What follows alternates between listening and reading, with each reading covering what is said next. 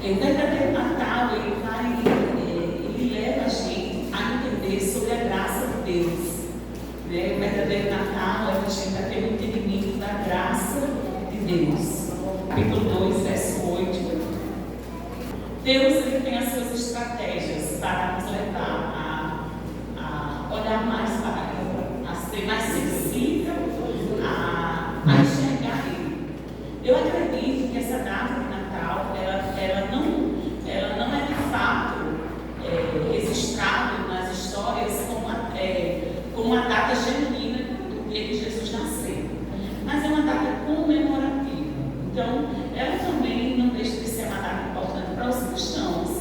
E Deus ele tem as suas estratégias. Por quê? Porque no Natal as pessoas começam a se juntarem mais as famílias, né? A fazer ceia. E Deus tem a sua forma de levar as pessoas a valorizar essa comunhão com família. E eu acredito que Deus ele traz estratégia para levar o homem a olhar para Ele, para olhar para o alto, para olhar para os céus. E essa data de Natal é uma data importante, porque ela nos leva a discernir com mais plenitude esta graça revelada através de Jesus, que foi concedido através de uma virgem, né? Virgem a Maria, uma mulher virgem, mas foi concebido pelo poder do Espírito Santo. A gente começa já nessa introdução dessa mensagem que aquilo que eu não consigo criar, aquilo que eu não consigo resolver, aquilo que foge da razão humana, existe um poder maior, e é o poder do Espírito Santo que está sobre a sua igreja. E nós precisamos guardar isso dentro de nós como aquele tesouro que Isaías disse, que é tesouro para não ser como tesouro. Há um poder de Deus através do mover do Espírito Santo para operar, criar, para trazer existência o que não existe, para levar o homem a se aprofundar a um projeto maior, que é o projeto da vida eterna, que está além dessa terra, está além desses olhos naturais que a gente vê um no outro, está no sobrenatural da graça revelada pelo posicionamento de Jesus Cristo, de se esvaziar da glória dele.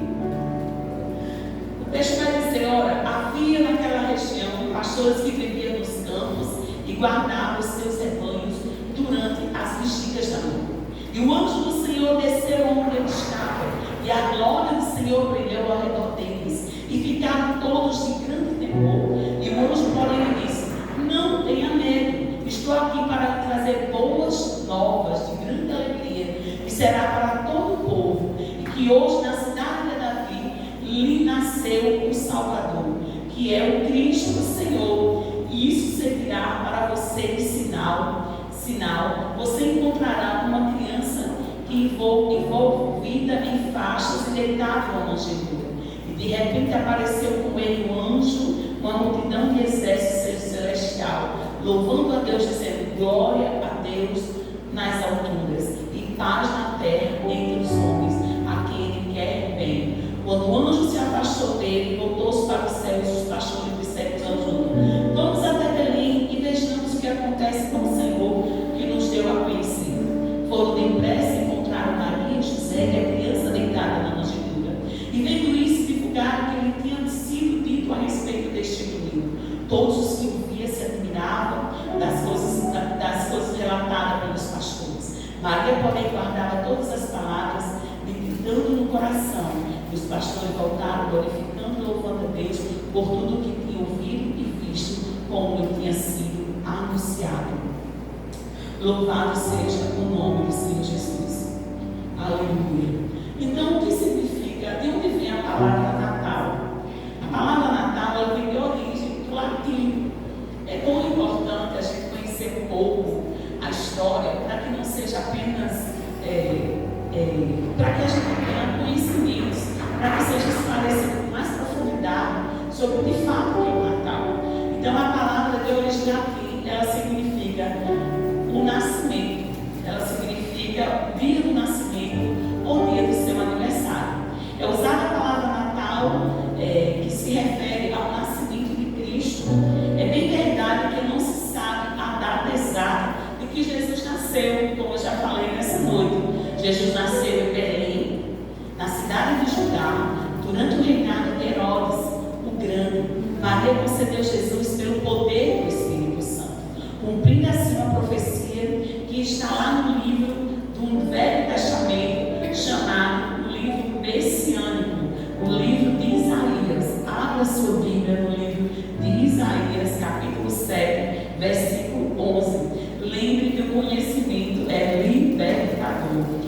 Louvado seja o nome do Senhor Jesus.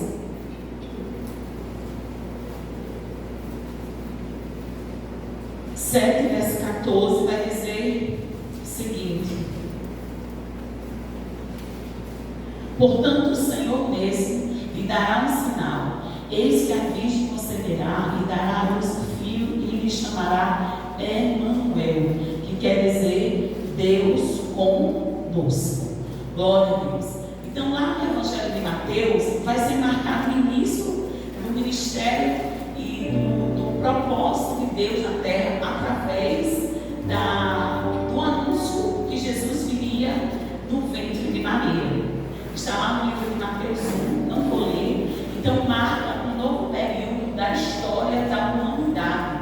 Um novo período da história, divisor de água, mudando todo o trajetório da humanidade. O trajetório da humanidade, o caminho da humanidade era morte, era inferno, era perecer. E o Senhor marca a história da humanidade, trazendo Jesus no ventre de Maria, pelo poder do Espírito Santo, para nos levar a entender que sempre haverá esperança para a nossa vida. Sempre haverá esperança para a nossa vida. Porque através de Jesus, através de Jesus, tudo que era desprezado, tudo que era falido, já não foi mais, já não houve mais isso. Houve uma mudança. Então nós estamos diante da maior evento da história da humanidade, que é a revelação desta graça, vindo através de Jesus Cristo para o mundo, um presente dado aos homens, a qual não éramos dignos, não éramos merecedores.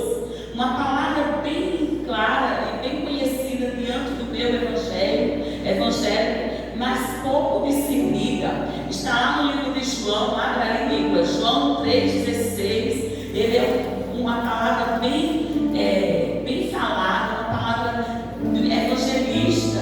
Ele vai dizer: porque Deus amou o mundo. Você começa a declarar a grandeza de Deus para a humanidade, porque Ele amou. E quando Ele ama a todos, Ele ama o mundo. E quando Ele ama o mundo, Ele vai dizer que é uma palavra de tal maneira que era indescritível na mentalidade humana o que era essa tal maneira.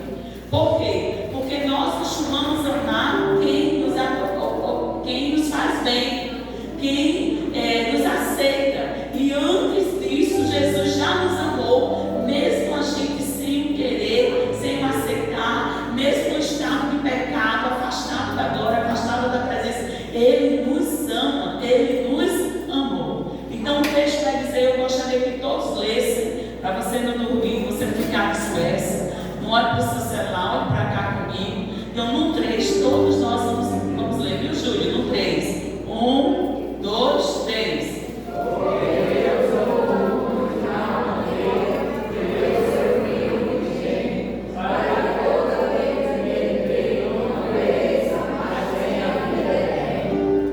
O anúncio do livro de Isaías, que é o livro messiânico, vai dizer que ia ser concedido numa virgem um homem, um menino, e o nome dele é Emanuel, que vai declarar Deus conosco. Então a graça de Deus, ela foi visível aos homens. Ela não ficou no mistério, ela não ficou oculta, ela não ficou escondida, ela ficou visível. Visível quando? Quando é que a graça de Deus ficou visível? Quando Jesus foi para a cruz morrer no meu e no seu lugar. A graça dele se tornou visível. Saiu da palavra e vivenciou a prática da palavra. Por isso que no livro de João, capítulo 1, ele vai dizer: o verbo se fez carne e habitou entre nós. Se puder colocar João capítulo 1, o verbo se fez carne e habitou entre nós. Louvado seja o nome do Senhor Jesus. O amor se fez caminho entre nós. Quando a gente vai começar a estudar os evangelhos, Mateus, Marcos, Lucas, a gente vai ver o ministério de Jesus, a caminhada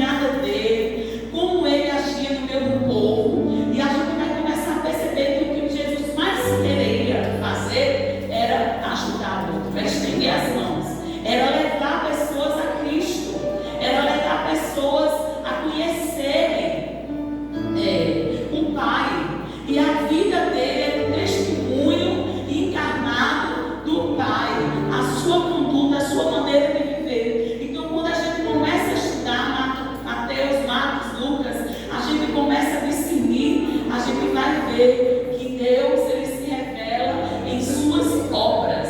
Deus se revela em suas obras. Obras como? Jesus se revela em suas obras como? Visitando a samaritana num poço. Deus se revela nas suas obras como?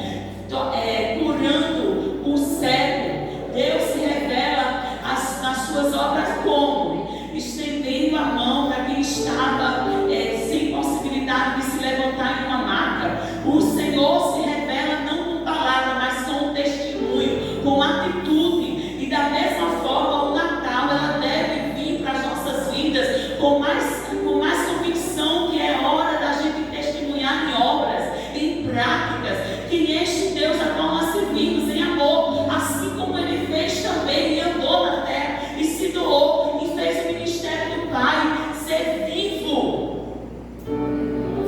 Você fez o ministério de Jesus ser vivo hoje na vida de alguém?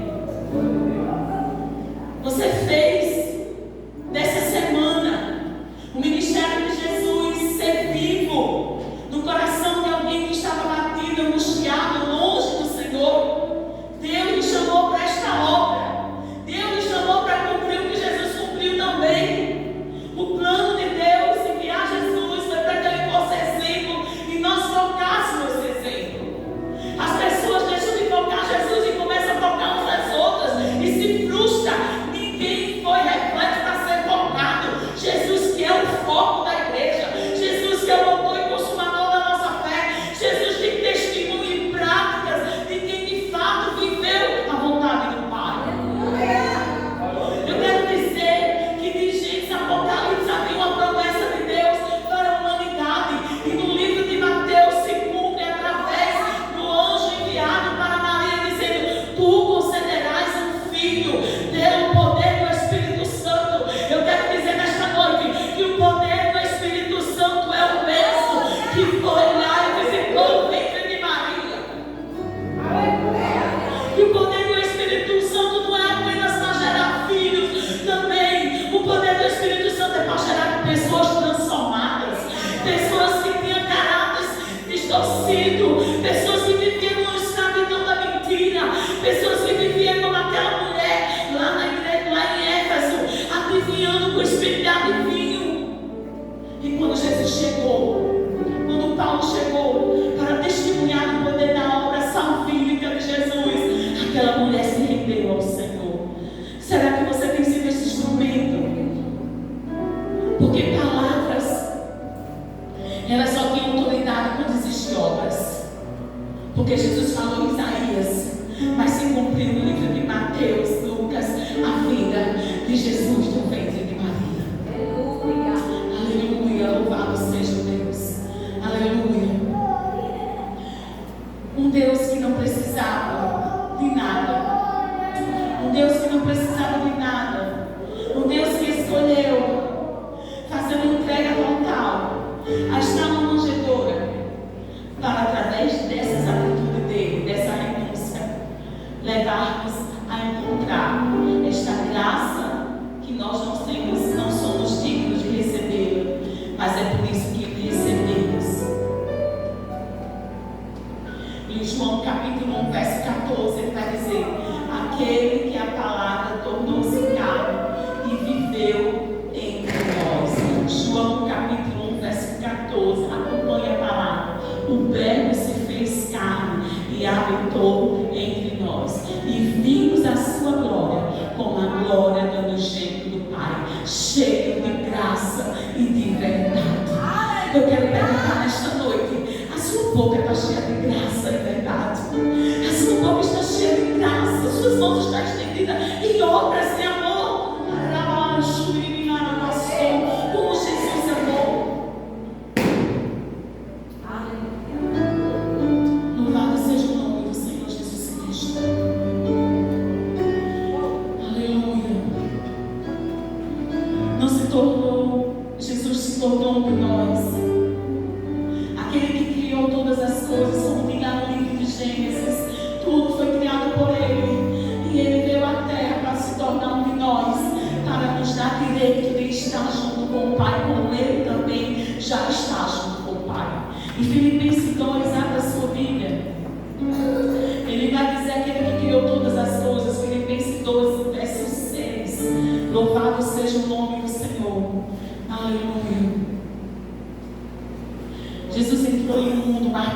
de sofrimento, de fragilidade, de limitações. Porque ele foi glorificar o Pai na sua vida. Filipenses 2, verso 6, vai dizer assim, vamos ver, verso 5. Tem entre vós o mesmo modo de pensar de Cristo Jesus, que mesmo existindo na forma de Deus, não considerou-se igual a Deus, algo que deveria ser retirado a qualquer custo. Pelo contrário, se esvaziou, assumindo a forma de servo, tornando-se semelhante aos seres humanos, e reconhecendo em figura humana, ele se humilhou, tornando-se obediente até a morte de cruz. Por isso também Deus o exaltou sobremaneira e lhe deu um nome que está acima de todo nome, para que o nome do Senhor se dobre todos os joelhos, nos céus, na terra e debaixo da terra, e toda língua confesse que Jesus Cristo é o Senhor. Aleluia. Jesus, ele decidiu se esvaziar, ele decidiu fazer uma entrega. Ele fez isso por uma escolha e não por uma obrigação. Eu quero abrir um parênteses nessa noite. Você está aqui com uma obrigação ou com uma escolha, uma decisão para estar inteiramente em Deus. Você está como um cristão religioso que apenas põe a palavra debaixo do seu braço, ou você está dando testemunho desta graça, no estender das mãos àquele que precisa de uma palavra, que ele precisa de um socorro, porque Deus ama o mundo. Se Ele amou o mundo, Ele lhe convida também a amar, Ele lhe convida também a se doar. Se Ele, Jesus, Deus, não colocou o seu Filho na terra, Ele também almeja que a gente não poupe nada para estender a mão para com o outro e viver o Evangelho genuíno, não em palavras, em obras, não em pregações, mas em vida. Louvado seja o nome do Senhor Jesus. O presente que nós recebemos, que é a vida de Jesus na terra, ele intensifica, através da sua renúncia, a extensão da graça dele. Esse presente foi oferecido quando a gente não o conhecia.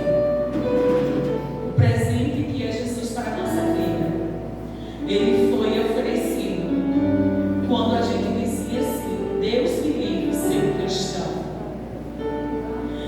Quando às vezes a gente criticava alguém que passava na frente, na sua casa, ou de algum trabalho, só quer ser santo. Ele amou você antes de você conhecer esta graça.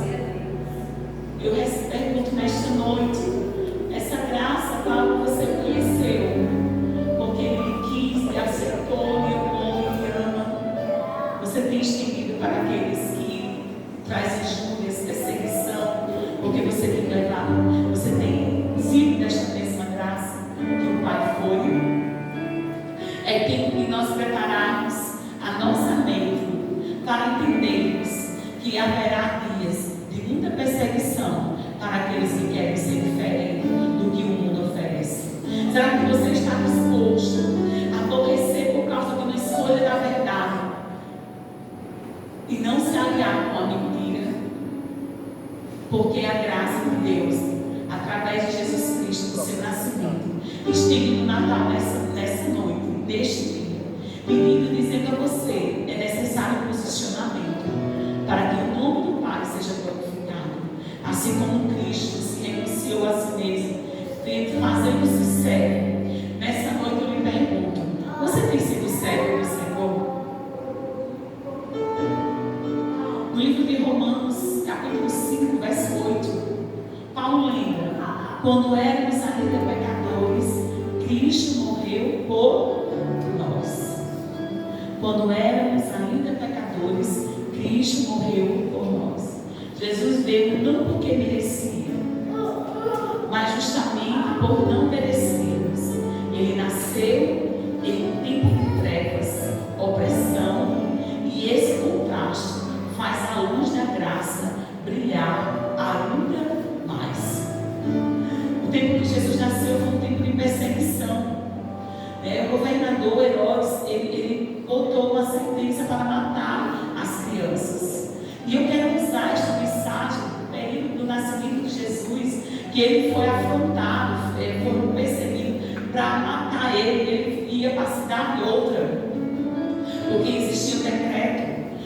O que eu quero dizer é que o decreto dos homens não anula a luz de Cristo para resplandecer na nossa história.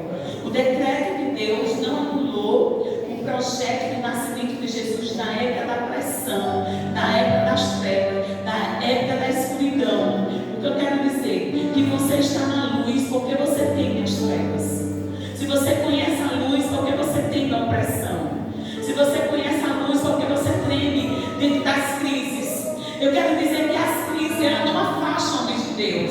As crises ensinam homens a depender de Deus. Maria e José saíram de uma cidade para outra, guardando esse diálogo na voz do Espírito, porque o Espírito, ele está na terra para nos guiar, abrir bem a nossa visão e sempre colocar o ouvido aguçado para receber as direções.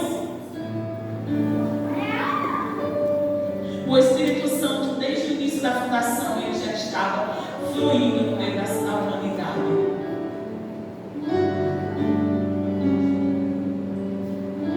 Não há profundidade de trevas que Deus não possa ir lá e resplandecer a luz dele. Você crê nisso?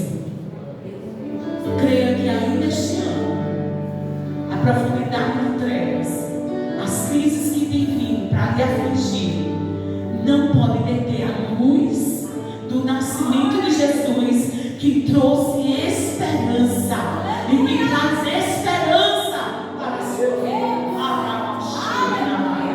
Ainda há um Deus dos céus que habita no meio do povo para fazer a glória dele se manifestar, porque existiu uma promessa, foi cumprida.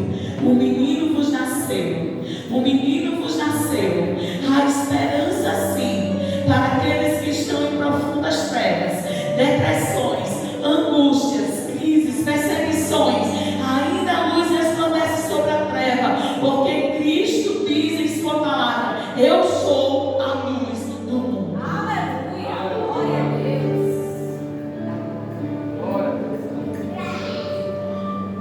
Deus deu o melhor dos céus, mesmo que as pessoas ainda não tenham entendido. Não era sobre as pessoas entenderem quando ele deu, é sobre o projeto se cumprir no percorrer da vontade dele. Jesus é um presente que eu e você não merecemos, mas Deus, para resolver aquilo que jamais conseguiríamos consertar, Jesus veio consertar o que eu e você não temos capacidade de consertar. Sabe o que Deus veio consertar? A mim e a você, que eram inimigos de Deus, e nos fez nos aproximar por esta graça. Você pode receber esta graça nessa noite, uma plenitude de renovo, uma plenitude de cura, uma plenitude de liberdade, uma plenitude de esperança, uma plenitude de um Deus que disse: concederei pelo poder do Espírito Santo em um ventre de uma mulher. O Senhor tem poder para ir onde você não pode ir, para alcançar o que está dentro do seu interior que você não pode alcançar. Eu quero ministrar que o seu interior ele seja iluminado pela esperança da luz de Jesus Cristo, o nascimento dele. Ele veio para lhe dar vida, ele veio para perdoar os seus pecados, ele veio para tirar a barreira que separava você do Pai, do Deus Pai. Ele veio para restaurar, ele veio para quebrar grilhões que lhe impedem de enxergar o projeto dele divino na sua vida.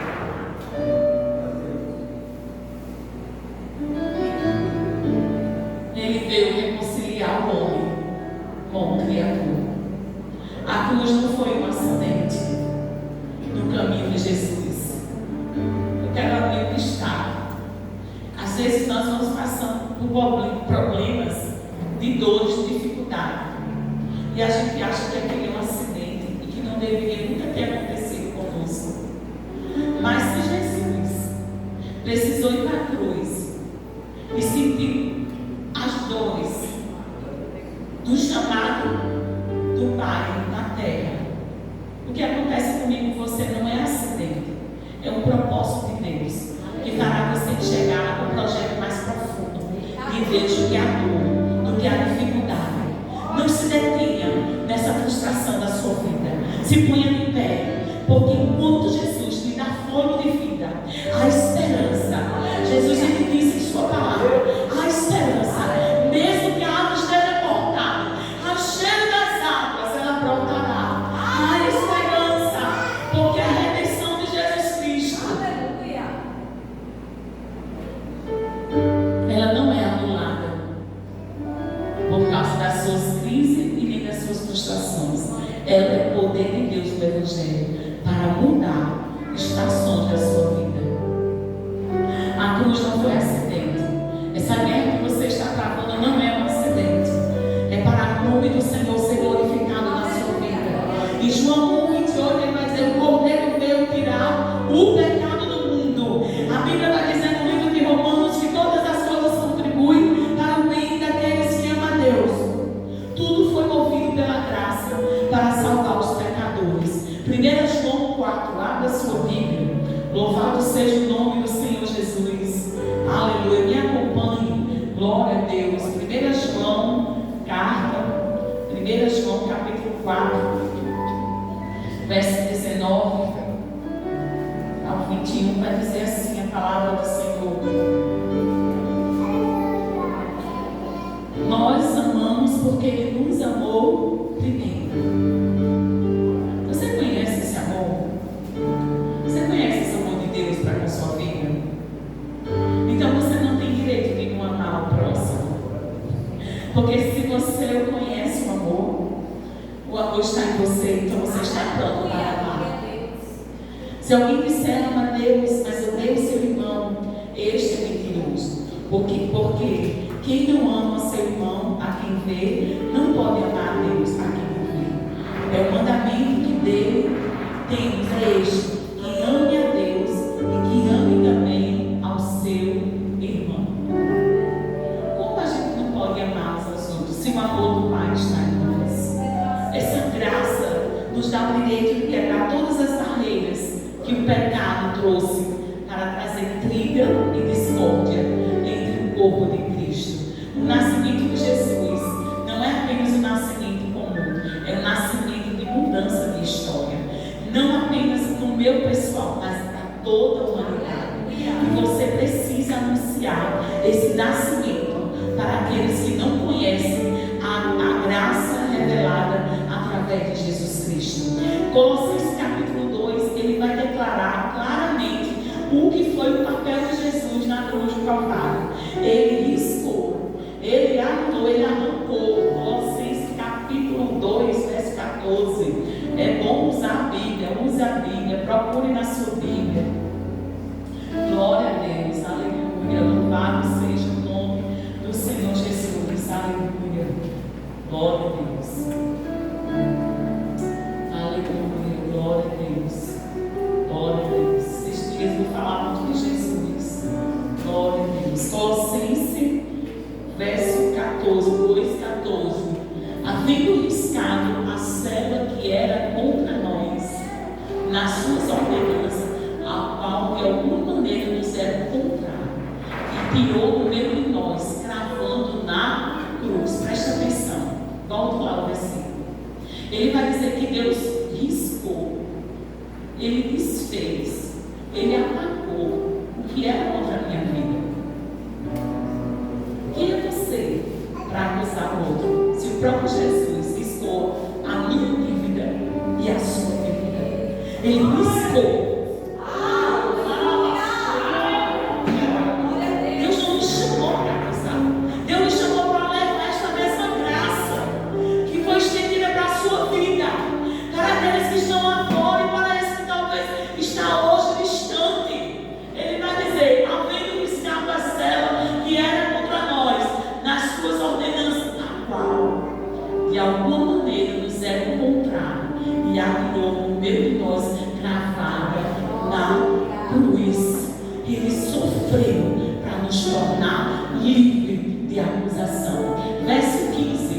despojando os principados e potestades, os expôs publicamente e deles triunfou em si mesmo. Sabe o que Deus está dizendo? Por que você tem as trevas? Por que você tem a principados a potestade? Por que você tem medo quando o demônio se manifesta? Por que você tem esse temor? Se eu mesmo os dominei, eu triunfei sobre ele. Você não está em mim, eu não estou em vós. Triunfa. Creia no poder da graça revelada em Jesus Cristo. Aleluia.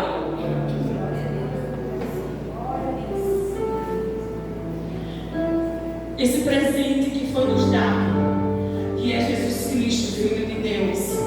Em João 1,12, ele nos tornou filhos. Não toque nos filhos de Deus. Não toque. Se você é filho, eu tenho certeza que você não quer tocar no filho de Deus, porque você sabe quanto ele ama. Não toque. João capítulo 1, verso 2.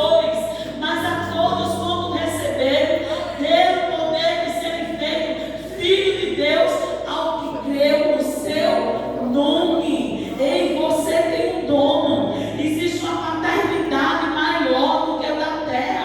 É divina.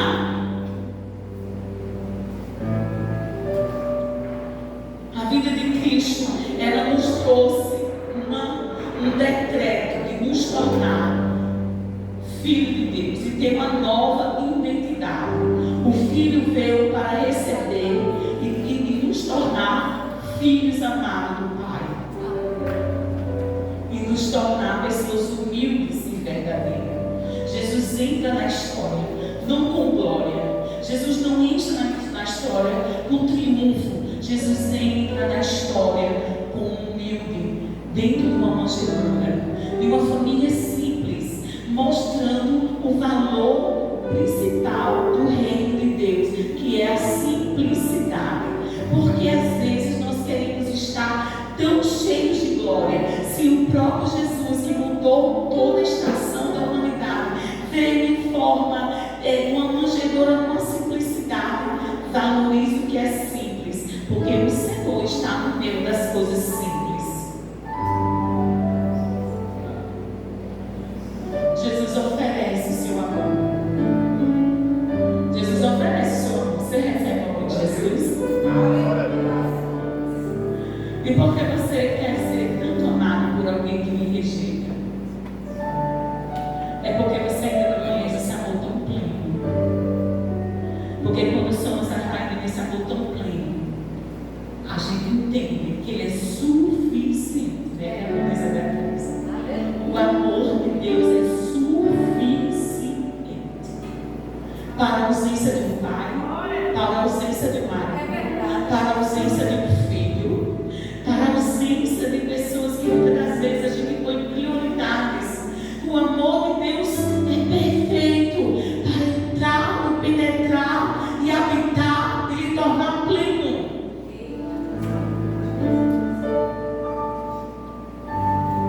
Essa é forte. O amor de Deus é acessível. Você foi a esse amor hoje?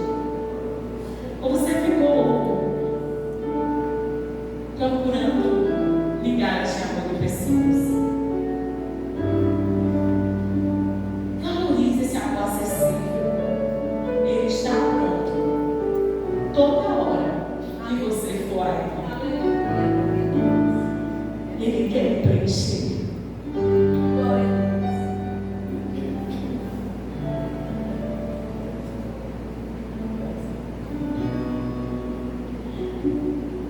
Se o amor do Senhor Jesus é acessível para nós, e Ele pagou o preço para viver dias difíceis, para nos levar ao ambiente além da terra, que é um ambiente da eternidade.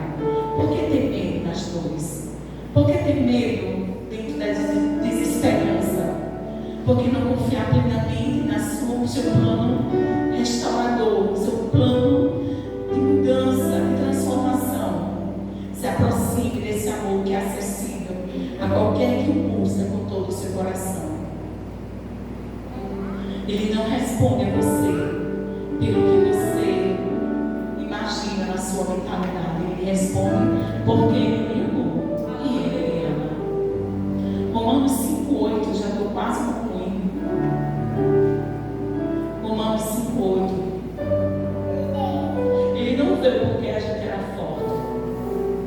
Jesus não veio porque eu sou forte, Daniel. Jesus veio porque eu sou frágil mesmo. Ele me faz depender dessa fortaleza dele para que eu vá até o fim. Mas Deus prova o seu amor para conosco em que Cristo morreu por nós, se nós ainda pecadores. Ele não veio porque estávamos perto dele. Ele veio porque estávamos longe dele e precisávamos nos aproximar do Pai. Jesus deu-se a si mesmo. Não há escuridão que a luz de Cristo não possa iluminar. Não há distância que Deus não possa quebrar e aproximar do corpo. Não há vida que Ele não possa restaurar. Ele veio para todos e continua vindo nessa noite para restaurar, renovar e dar esperança. Efésios 3, para concluir a minha mensagem dessa noite, versos 18 e 19. E você vai ficando em pé. Louvado seja o nome do Senhor Jesus. O menino nos nasceu, filho nos deu.